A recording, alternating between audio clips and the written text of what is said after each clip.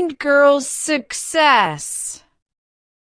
The story of Helen Keller is a moving and inspiring one. Helen was born in a town in Alabama, in America, in 1880. She was healthy when she was born. But at the age of just 19 months, she lost her sight and hearing because of a high fever. Despite all this, Helen grew up to be an inspiration to many people. The first 7 years of Helen's life were very difficult. She could not play like an ordinary child because she could not see or hear. Helen was therefore unable to learn how to speak and was uncontrollable as a child. She often became angry, but invented many different signs of her own so that she could make herself understood. Helen's mother and father loved her dearly. They hoped that one day they could find a way to help their daughter. Little Helen's life would take a dramatic turn just before her 7th birthday. A woman called Anne Mansfield Sullivan came to live with the Keller family. She would become Helen's teacher. Miss Sullivan was 20 years old. She had graduated from the Perkins School for the Blind.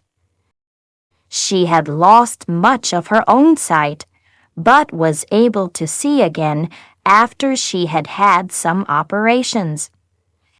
Miss Sullivan was Helen's teacher for many years. Helen was a difficult student at first, but Miss Sullivan taught her many wonderful things. Helen would always remember the day her teacher came to live with her. She considered it to be the most important day in her life. Miss Sullivan started her first lesson with Helen by giving her a doll and spelling with her fingers the letters D-O-L-L in Helen's hand. Miss Sullivan aimed to teach Helen to connect objects with words by doing this. At first, Helen did not understand that Miss Sullivan was spelling a word. In Helen's world, there were no words because she could not hear.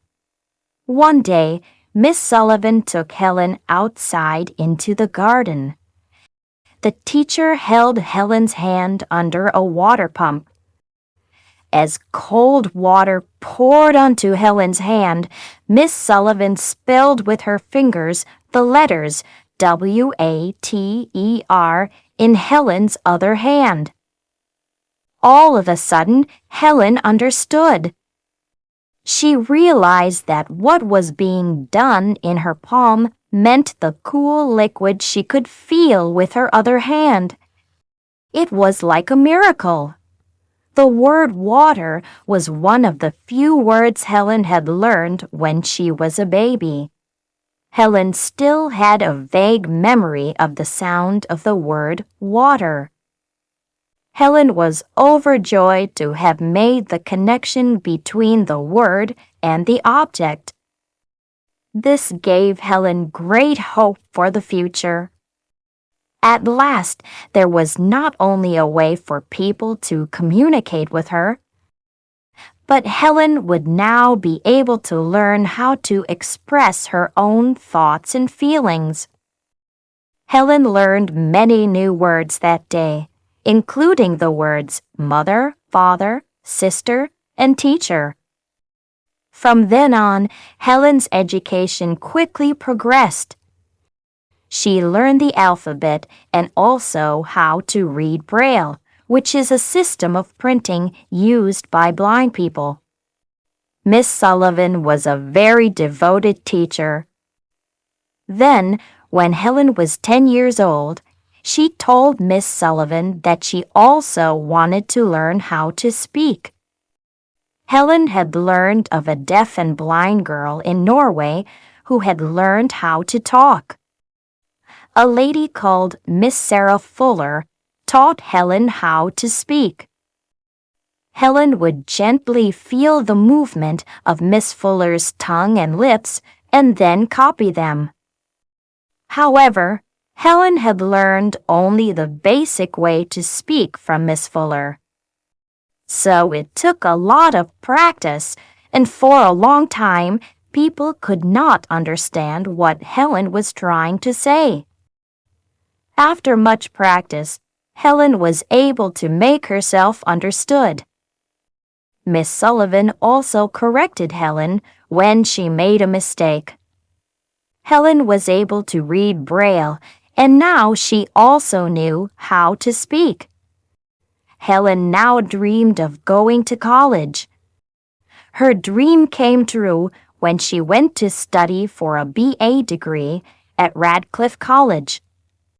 Miss Sullivan sat by Helen all through her classes and homework, spelling the words from books into Helen's hand. Helen also enjoyed writing. She wrote many articles for newspapers and magazines. Helen often wrote about blindness, deafness, women's rights, and other social issues. She had many works published. Her first book, The Story of My Life, was published in 1903. It is now available in more than 50 languages. Helen tried to improve the lives of other people who were blind or who, like herself, were both deaf and blind. She helped many people around the world by raising money so that deaf and blind people could be educated too. Helen was always eager to show what disabled people could achieve in life. She was able to communicate with people by gently touching their faces and feeling the movement of their lips. Everyone was impressed by her courage. In 1924, Helen started a fund, which was named after her, to raise money for the blind. The money was used to provide more schools for the blind as well as books in Braille. After World War II ended in 1945, Helen met with many war veterans in the United States. Many of the men had lost their sight or hearing, or they suffered from other disabilities.